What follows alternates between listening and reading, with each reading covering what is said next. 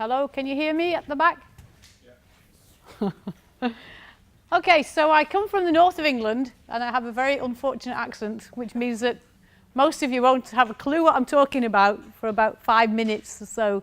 So the first 5 minutes I'm just going to talk about some stuff so that you can start to parse my accent, okay? Because it's really hard to tune into what I'm talking about. And just shoot back here, this slide here, there's a great book called What I Talk About When I Talk About Running, which was actually a follow-on. It's actually Haruki Murakami, and this is from the great book called What We Talk About When We Talk About Love.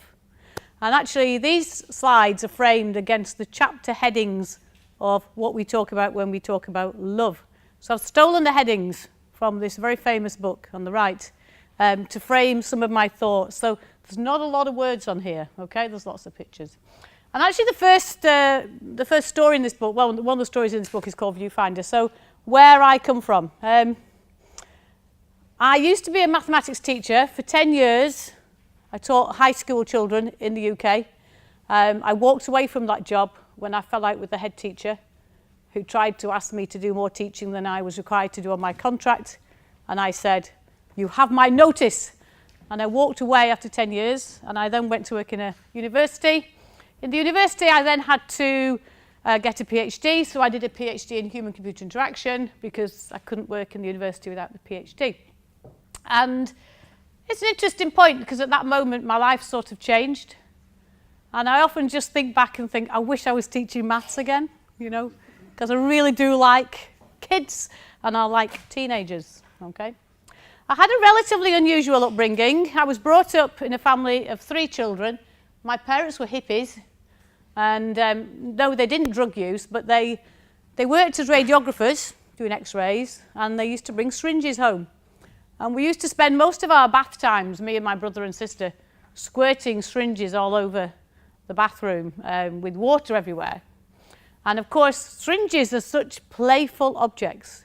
It's a great shame children don't get so close to syringes anymore. And we would squirt and we would squirt and we would squirt and we'd suck and we'd have a great time. And there was something very interesting when I think back to the amount of fun and the amount of mathematics, if you like, that was in the syringe. We didn't know at the time, we were just children, okay? We were just children at that time. And the interesting thing is that when you're a child, you also get things horribly wrong. So another thing I remember from my childhood is that in the UK, on a Thursday in May, we used to vote for our democracy, you know, we would vote, and my parents would go voting, and they would go out to the school. We'd get a day off school while they voted, and we were always taught as children that democracy mattered. No, I think my father was a raging communist. And we would stay home, and our parents went to this mysterious place and went voting, but we thought they went boating.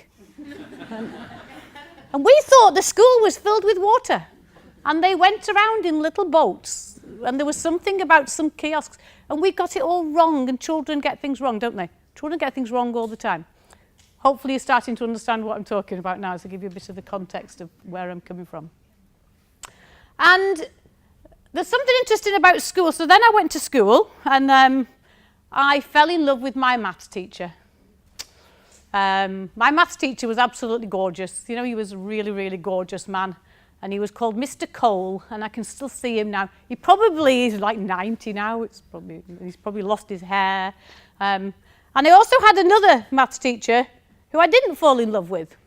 But both of these people were great teachers because they could both teach maths really well. And of course, then I became a mathematician. You know, I fell in love with a maths teacher. They both taught maths well, even though one was terribly not gorgeous and one was absolutely gorgeous. And then I started falling into maths. And that's how I became a maths teacher. So I think one of the key things about what you're trying to do here with constructionist toolkits, or certainly one of the things I got from Stanford when I was there a few weeks back at the FabLearn conference, is that we're wanting to inspire scientists. And just as I was inspired by my maths teachers, it was something about the medium that mattered. So we're starting to talk now about the theme of what I'm supposed to be talking about. So I think there's something really important about understanding how we make things attractive. And that's really core to creating something really cool in a sort of science agenda. The heading there is called Mr Coffee and Mr Fixit. I don't know how many of you are maths teachers. Is anybody a maths teacher? Yes! You are to be saluted. Okay. My maths teachers always smelt of coffee. There's something about teachers and coffee breath. But that's kind of interesting. But think about it, Mr Coffee and Mr Fixit. That's just the titles from the headings. And then I went off to be a maths teacher, of course, and I started to do maths. And if you teach, how many of you actually teach maths to 14-year-olds who aren't very good at it? Okay, so a couple of sympathisers here. So I used to teach maths to children of all ages, and you would get really good kids who could really do maths. That was easy. And then you'd get the kids who couldn't do maths at all, and that was hard. And every time you wrote fractions on the board, they would go, I can't do fractions. And you would say, yes, you can. No, we can't. Yes, you can. What is hard about fractions? And they would have all these blocks in their heads about things they couldn't do. And these children were full of things that they couldn't do. Children spend half their lives thinking of things they can't do, and that's really sad. And I used to take these really hopeless children, the really hopeless ones who couldn't do maths, to save their lives, and I would teach them trigonometry and algebra, because I figured that you can teach anybody anything if you really sort of get down to it. And I used to teach children to do nice little, right-angle triangles. I love right-angle triangles. I used to teach children to do right-angle triangles by explaining to them how to get to a sensible answer. And they didn't need to learn any formula. I remember doing this. I'd say, what do you think the answer is going to look like? Let's just try all the formulas we can feel like, stick everything in everything, and we'll just pick the answer that seems closest to the truth. And you will always get your algebra, you'll get your trigonometry right if you use that basis. It works. You don't need to learn sine over cos and all that kind of thing. You don't need to learn any of those things. But the interesting thing there was understanding, if you like, that getting to the answer is not necessarily the same as understanding the problem. Sometimes we get to the answer in quite unusual ways. And I think the fabrication movement is a really interesting place to play about how children can get to answers without necessarily understanding everything that's going on. And it's a really playful space. It's really hard to play with a right-angle triangle. It's a lot more fun playing with some batteries and some bits of wire and some conductive thread and so on and so forth. So I think that's a really interesting thing about how we could open up possibilities for children to do more than they used to be able to do. When they always were worried about the problem and understanding how it all came together. I had a classroom. When I taught as a maths teacher, I had a classroom. It was actually a fabricated classroom. We had these, we had a baby boom, and so they shipped in these sort of cardboard classrooms and stuck them in the playgrounds because there was no room for there wasn't any money anyway. There's never any money for education, is there? So anyway, we had this sort of cardboard classroom, and I was right by the field. And in my school, we were not allowed to take the children out of classes, right? You had to stay in the classroom. That was the rule. And it was a glorious day, and I had 13. They were called set 8, which kind of tells you that they weren't set 1. Doing mathematics. They were age 14, 15. And we climbed out of the window with our chairs, because nobody could see us because we were like on the edge of the field. And we climbed out of the window in our chairs and we did our maths in the field that particular day. And I think there's something interesting about adventure. And that was my most adventurous teaching moment, I think, the day we climbed out of the window. And the head teacher never found us. If there are managers here, okay, I'm sorry. It's okay, my manager never came out of his head teacher's office when the children were around. He only came out when the children weren't there. He was a bit scared of the children, I think. And so there's something about being adventurous. And the participatory movement, which is children creating their own things, designing their own things, getting involved in design of technologies, and the construction movement, these two things both collide in quite a nice, adventurous space. And I think putting adventure in classrooms is quite an interesting problem. It's a problem for managers, and it's also a problem for teachers. I can remember as a teacher, you know, the head of maths, he wasn't the head of the school, like I say, he only came out when the children were all busy teaching. But I remember the head, you know, sometimes they didn't like it if your classroom got too noisy. You'd get sort of a bit of a disapproving look, you know. What's going on in there? That can't possibly be learning because there's lots of noise going on. And yet you do need to be a little bit adventurous, and I think there's something interesting about designing spaces and activities that allow adventure but also instruction. And I think that's partly what's happening here in this workshop, in this series of workshops about bringing fabrication and participation and this sort of space together. So that's an interesting space. These are, by the way, all headings, like I say. So then I went to university, as you do. So I'd done my teaching. I went to work in the university. And in the university, the children became students. They're all still children at 18. They really are. And they sat in rows like this. And everything, you know, kind of became quite dull. And I was supposed to lecture to them. And they were supposed to listen. And they were supposed to learn. And there's almost no participation in that environment. And yet universities still believe in lectures. That's kind of interesting. And our university even insists that our students come to lectures. It's kind of the big thing, attend the lectures. And yet the real learning takes part when you do things. We all know that. And so the real learning takes part when you stop sitting in lectures and you start doing things. And our university, we're less bothered about that. It's kind of interesting, you know. As long as you turn up to lecture, you've got the learning. And to the extent where our students in universities think if they've got the PowerPoint slides, they've got the learning, which is very scary. And what's even more interesting is that this is dripping into education spaces. So, winding on a few spaces, I have 4 children. Yeah, I know I look far too young, and they're all grown up. And they're all grown up. I even have a grandchild. And my children are all grown up, except for my son, who is 18. And he's not really grown up yet at all. And he's just been thrown out of college this week. As I speak, on Friday, he has been told that the chemistry teacher no longer wants to teach him chemistry because he has a bad attitude. And he doesn't really have any attitude, to be honest. He's just very... you know. And he's quite smart, actually. Tragically, he's actually quite smart. The thing is that he's been thrown out of chemistry, and I rang the head teacher and she said, oh, well, it's just the chemistry teacher. We still want him to do maths and physics. And, but the chemistry teacher doesn't want him in the chemistry class anymore. So he can learn everything that he needs on the Moodle site. That is exactly what she said. She said, everything's on the Moodle site. I said, oh. And then she said, and he can do his homework and the mark schemes are on the Moodle site. And I said, oh. I said, so what is the point of your teacher?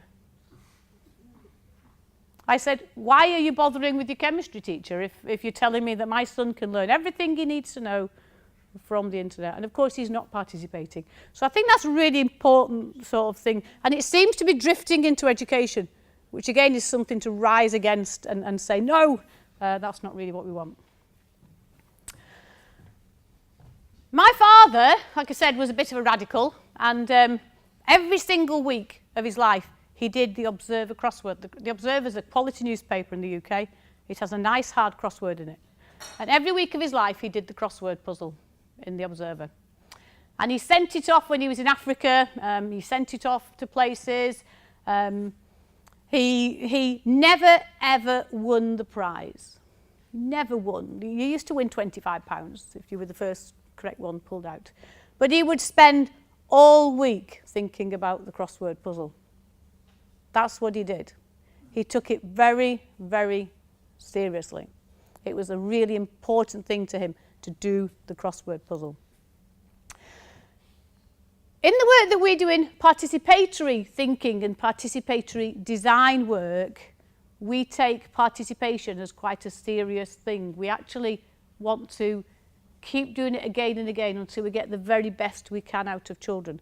So let me tell you how I ended up doing participation and how I ended up being where I'm doing with child-computer interaction. So went to university, yes, did my maths, did my teaching, and then I found myself in this university environment needing to do a PhD.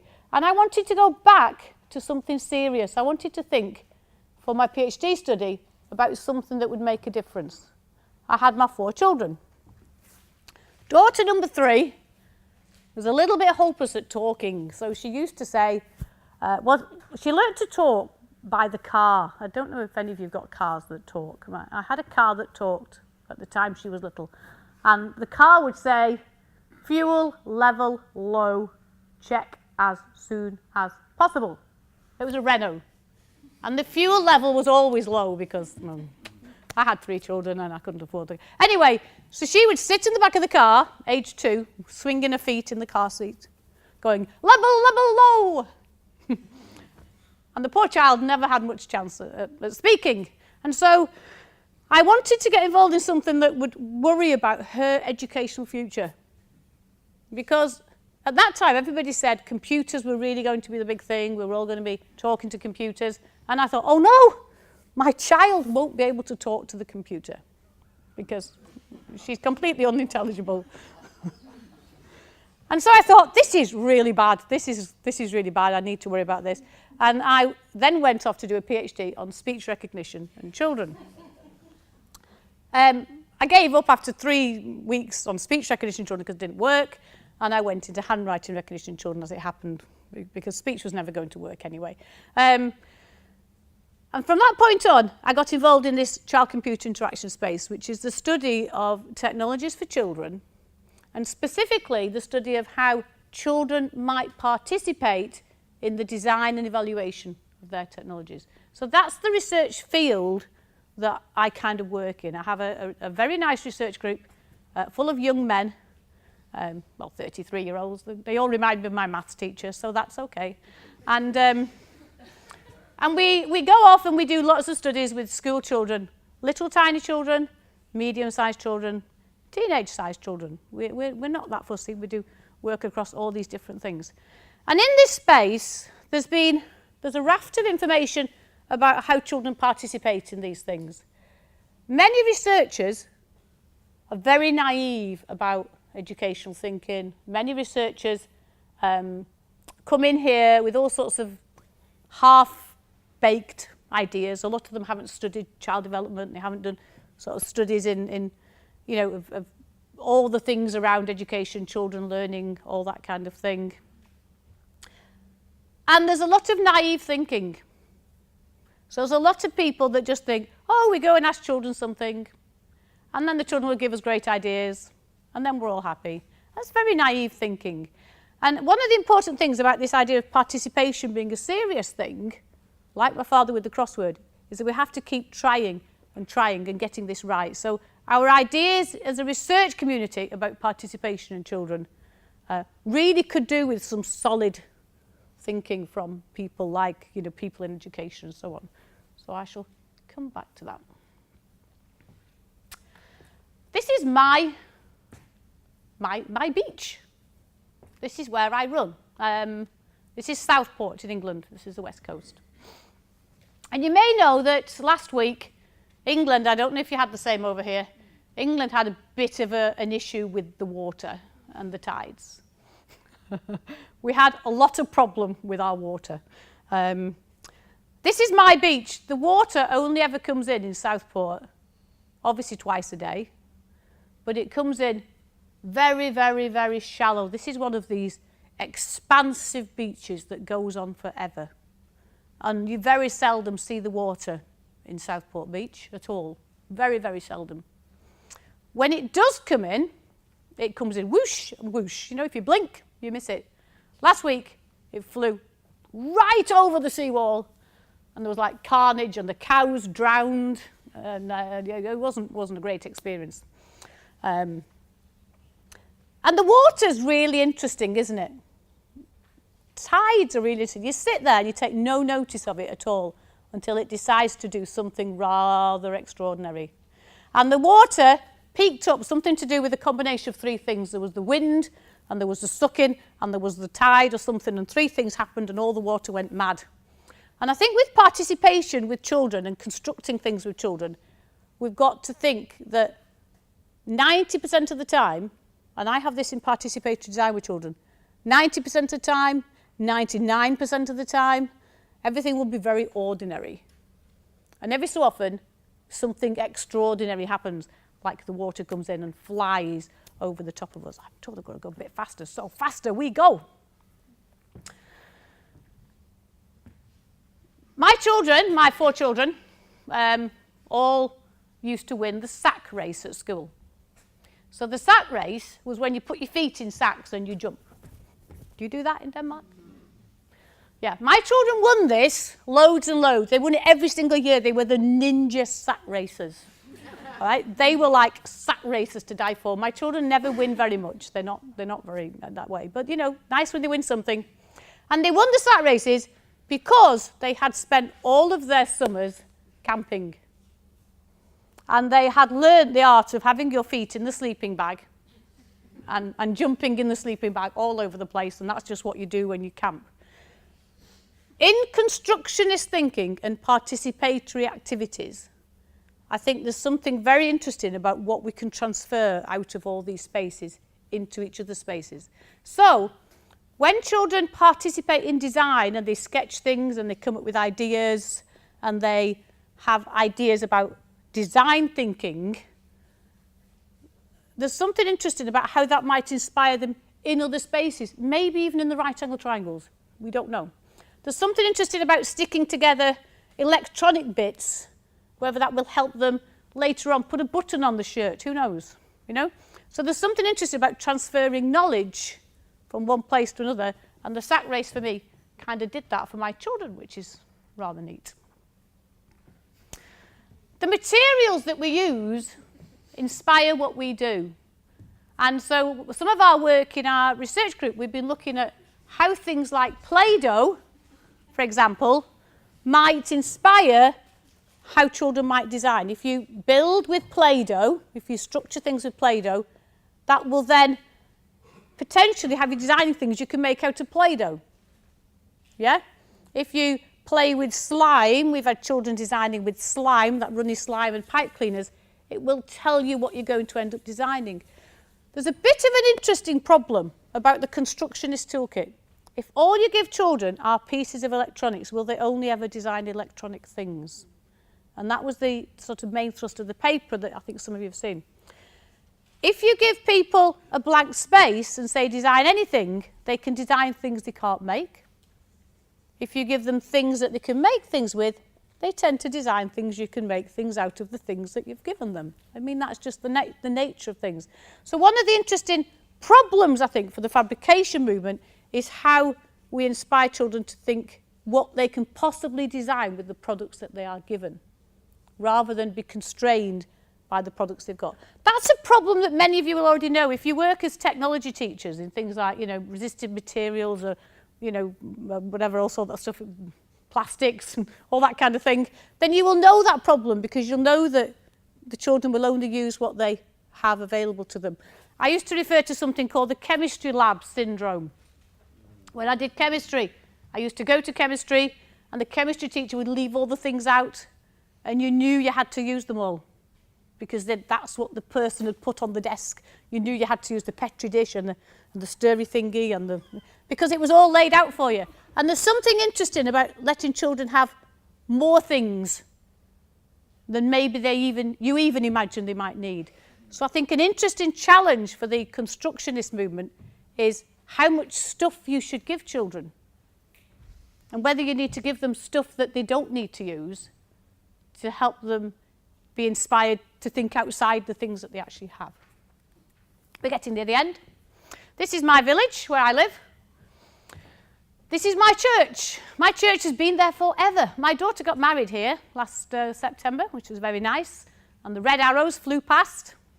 That was free, we didn't pay for it. It just happened to be the weekend when the red arrows flew past. That was quite nice.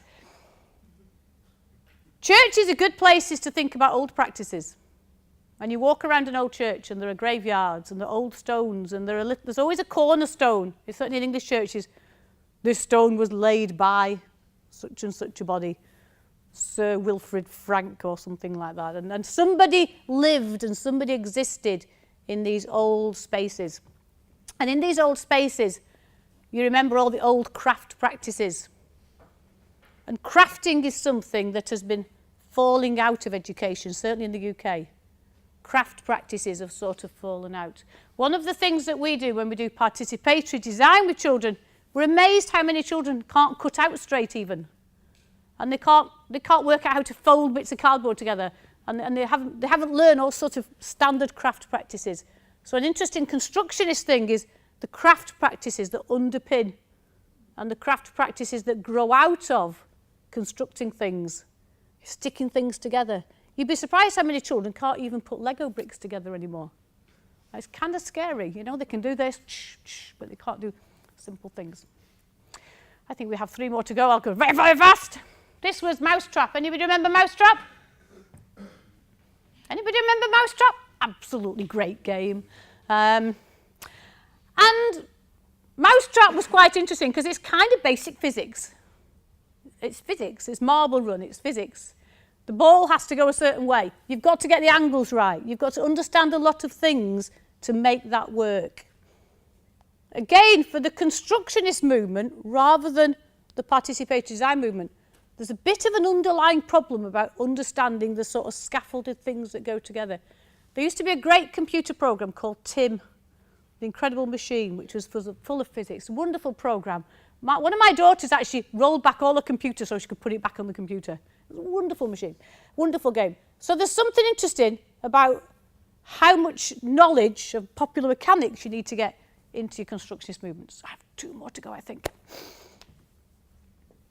Designing, therefore, is about materials. Children will gravitate towards certain things. So when we do participatory design with children, Alison Druin refers to this as some sort of big bag approach. I have no idea what it is. It's just the stuff you've got lying around. It's the stuff, isn't it?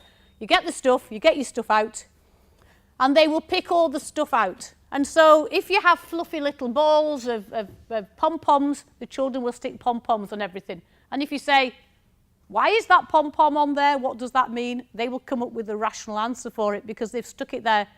It doesn't mean for 1 minute that's why it's there. It's because you've asked them a question and they've stuck things and they stick things all together and then they explain why they've stuck them there and often they haven't stuck it for any sensible reason. Another challenge for the constructionist space is how we understand why children are sticking things together, the way they're sticking things together. Because they're sticking things together for one particular reason and they will tell you why afterwards, but it might not be why they did it beforehand. This is also my village. And my village, two Christmases ago, the river froze. And the river runs straight out to the sea. It's very unusual that the river freezes. This is the river. This is our boatyard.